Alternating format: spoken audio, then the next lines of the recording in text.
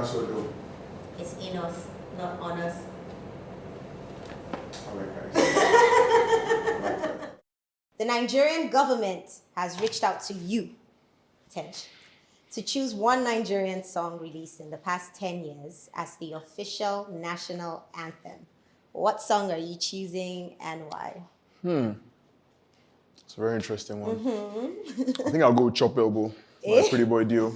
Chop elbow. Chop Elbow, yeah. Ba. Or is it bo? Bo, yeah. But they're saying why?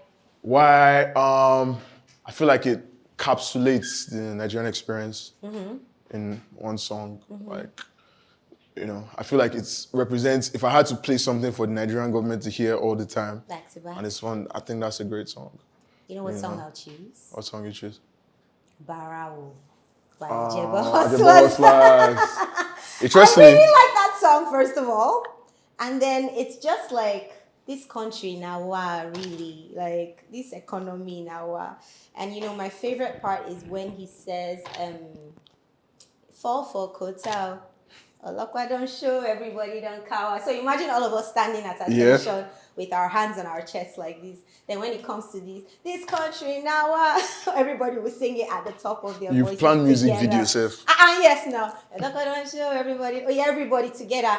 This country now. This country now. I think it was a nice national. Yeah. I see how you say that. I see how you say that. So, Ajebo Hustlers. All right, Pretty Boy Deal for me. Chop Elbow. Bo. Politicians chop my money. Bo. Asher will chop my money. I don't know about that. As everybody chop my money. Yeah, it's out. What should be the password for this phone? All this talking. 166125. Am I posing well in this picture? Actually, it's not bad. I'll show you. Hey, Candy. Okay. It's giving them candy Who do you know vibes. that is cool like this? Yeah. Who? See. Who do you know that is That's cool, no. Anybody cool? No. Tell them Nobody on camera. cool like KEMI, man. Tell them on camera. I like So are that you one. going to Yeah. airdrop it to me? Yeah, Before we... I like that. I like that. Yeah, it's vibes. It's vibes. Yeah. As the Barawu This shorts. country now. I swear. Okay. All right, what's the next one? Oh my God. You got this, you got this, you got this, you got this. Okay. Let's see. How do you balance work and personal well-being? So there's two questions. It says, how do you balance work and personal well-being? And then it says, do your spiritual beliefs influence your approach to work and creativity? Damn. Okay, let's do one first so we can... So the first part. Yeah, let's do the first part because I also want to hear your answer to that. How do I balance work and personal well-being? Quite frankly, it's difficult. Extremely difficult considering the nature of our business. But that's why there's family, you know. I think family is a very, very important, you know, place to root your balance. When you start getting those calls from your mom, do you get what I mean? How far?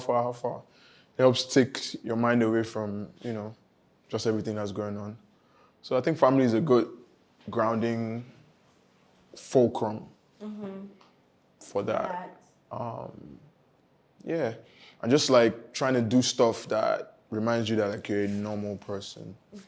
Yeah. So like going to the beach, I agree. hiking, little adventures here and there. Yeah. I would say it's the same for me, actually. It wasn't always like that, though. You know, at some points, just work. I feel like earlier on, before, it used to be... We're just back to back, Yeah. taking leaves. But right now, how do I balance it? First of all, I utilize my leave dates, all of it. I utilize my weekends for enjoyment. Enjoyment is important to me. And enjoyment is like, it's dependent on my budget at the time. You know, sometimes it's like outside. And other times it's just buying my favorite ice cream and reading my novels for the day. And that's enjoyment. Sometimes it's hanging out with my friends. But just doing things that enrich my soul. And I'm not really like a routine type of person. When I feel like I'm doing the same thing over and over, I'm always like, Yeah, you want to switch I want up. to try something new. So I'm always looking for something new. new experiences, new activities, swimming, archery, pole dancing. Oh yeah, you used to do that. What happened? You haven't done that in a minute. They don't close, oh. Hey, Sanwo-Olu. They don't close. So now I am looking for a new spot. Damn. In the meantime, I started going to the gym to replace that. I just like activity, something to just keep my brain going. It's a really good one too. And if I'm doing the activity with people, I love it even more. So my sister, my friends. Yeah. I think for as an entrepreneur, it's harder. Because you said something now that I wish I could relate to. Leave days. Like, it's so hard, like, when you are, like, the core of your own business. Because on leave days for your guys, for people that work with you and for you, it's different. You have to still burn the late candle. Do you get what I mean? To balance out for things and find new work and just put things in order. So that's pretty, and I think a lot of people fall in that category where they're like trying to run their own businesses and their own hustle and everything. So there's not really time like that. There's not really time to catch your breath. I mean, I understand that, it's different strokes for different folks and how different people have like just how our lives go. Like you said, like I kind of work a 9 to 5, but then I also work like 4 jobs. Bro, this guy. I also work like 4 jobs. I had a whole department of people as well. But like, it's just so important. I don't know, like, how do I explain this? I used to always think it was important, number one, but I wasn't super intentional about doing something about it. And then my dad died, right? And then when my dad passed, I don't know, it was just something in my mind where it's like, I just wake up thinking, oh, I could die next.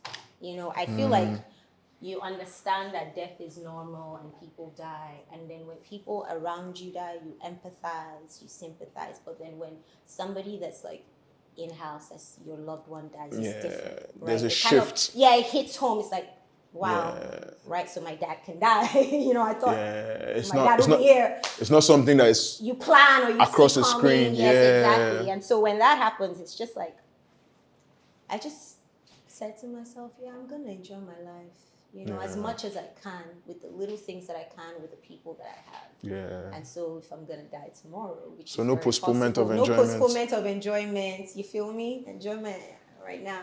I feel you on that. While we're working hard, you didn't come to this life to just walk and die. So what's the next question now? So I'm supposed to take photos of you too. I mean, it's only you that's taking photos of me. I'm gonna I hardly get pictures of me. All right, so let me do you. Yeah. Well, I will. Oh, you wanna do me? Let me take photos of you while I read the other ones, okay? Or you're gonna read this time. Yeah. So careful. Show me. This is the trigger right here. How do I focus? So it has a sensory point. So you just make sure that point is on my face, preferably my eyes. Okay. Yep. So the button is in 2 layers. So you see this first one is to focus. When you take it all the way down, it shoots. Okay. But the focus is super dark. Okay. I was just thinking about being a photographer. I get so awkward in front of the camera. Say cheese. How's that? How's that? Blurry. Yeah, so now you just have to focus and make sure like you're in the center. Okay. All right. The second question is actually very interesting. Okay. It says, in a world... No. That's the second part of the first question. The spirituality. Yes. So it goes, do your spiritual beliefs influence your approach to work and creativity? I mean... Work is work, you know what I mean? It's like there are rules, there are things that you're supposed to do, the structure. Yeah. You know what I'm saying? So when I'm going to work, there's not much spirituality happening there per se, but with creativity for sure, because you need that inspiration. You need inspiration. You need to dig deep into your soul. You know what I'm saying? And we're all spiritual beings, so you cannot necessarily have some level of creativity without some level of tapping into some type of spirituality, whatever that means for you. Yeah. What is your spirituality? What does that mean for you? Man, to be honest, earlier on in my career, I think because I used to work very, very, very streamlined jobs. I used to be in engineering then. I didn't really see the connection between like spirituality and work. Do you get what I mean? But the moment I became more of a full-time creative, it became very evident. It shows in inspiration. It shows in how you connect to the work, how you create things from point A to, the final, which is point B. So for me, as a creator, it's actually very important. Over time, I even had to learn to... So I started rejecting work that I feel like my spirit doesn't go with. Because it shows, like, you have people telling you stuff like, I knew you weren't happy when you took that picture. Yeah. Do you get what I mean? Imagine someone telling you that the picture that they see that you took, and they tell you that I knew you weren't happy when you took that picture. Do you get what I mean? Or when you make videos, it's just so much that goes into it from your spirit as a creator. So definitely more than I would have planned it to be, but it's a real thing, That connection between spirituality and the work that you do as a creative is way up there. Can you strike a pose at least? Okay, tell me what you want me to do. Pose now, any pose. What is it that you guys say to us when we're behind the camera? Feel free, enjoy yourself, move. That's it. That's it. Okay, next question. All right.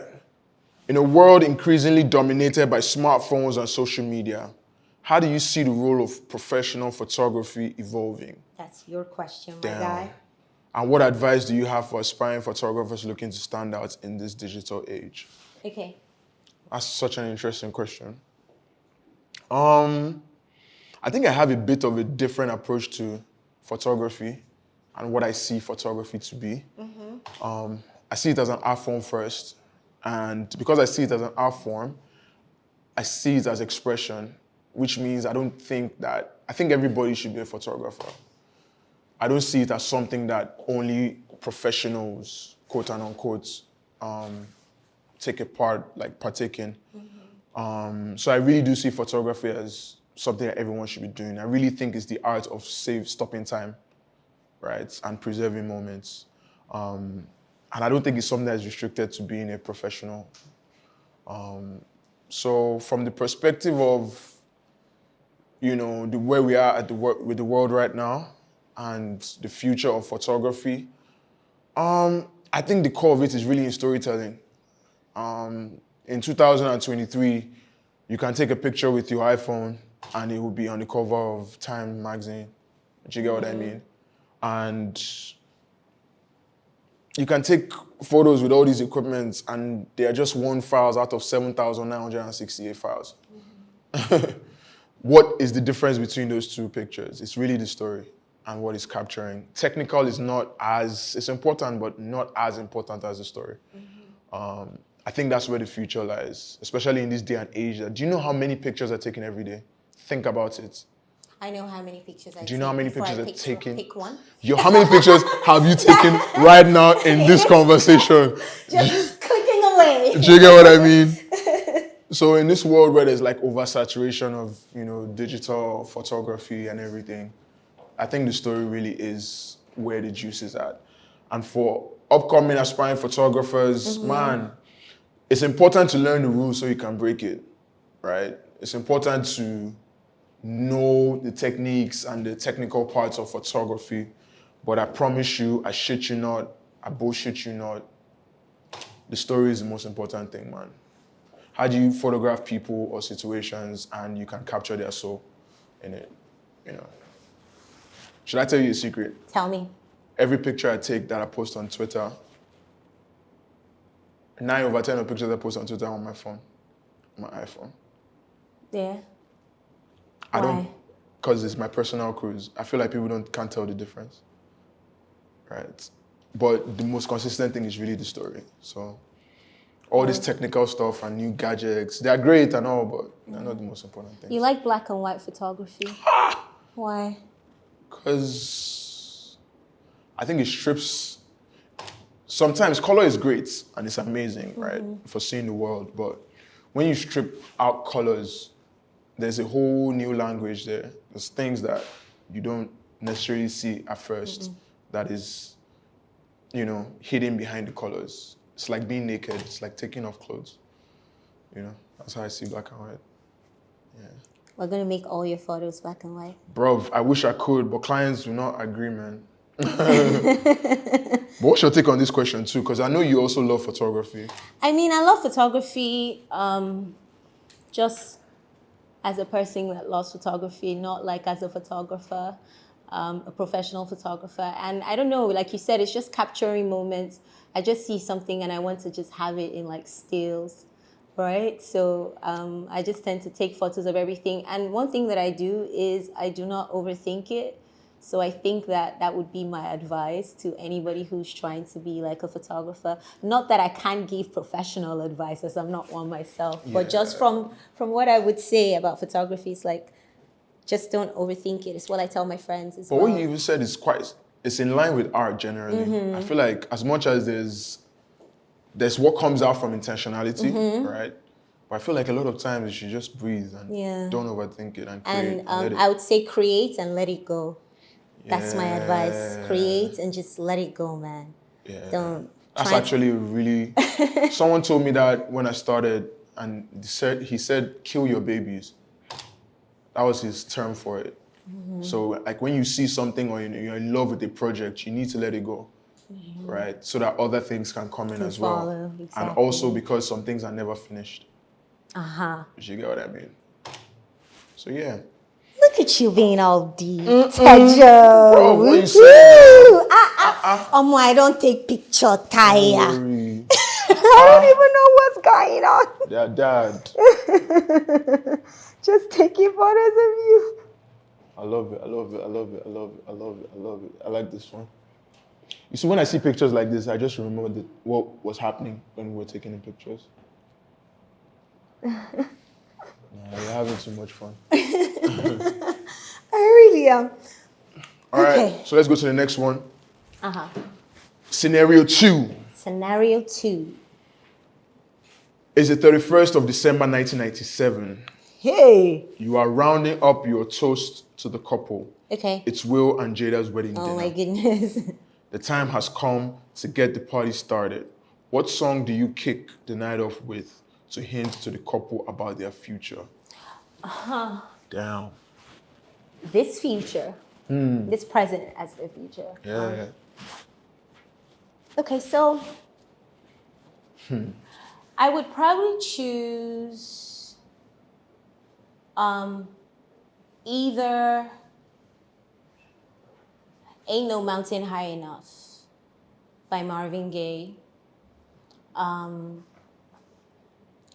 I would say because with everything that's happening right now in the media about Will and Jada, there's just news coming out every day about what's going on. Jada said this, she's saying that and that.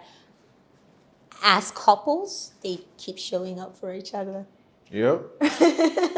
You know, he's supporting her. He's telling the world that he loves her still. There's like, we all have all our opinions, but both of them are still showing up for each other. Yeah. So I would probably say Ain't No Mountain High Enough. Or and I will always love you. But so whatever it is that's gonna happen, I'm gonna slap Chris Rock. You're gonna be like in front of like all the blogs, but I'm gonna always love you, I guess. I'm a romantic. That's a good one. I would say.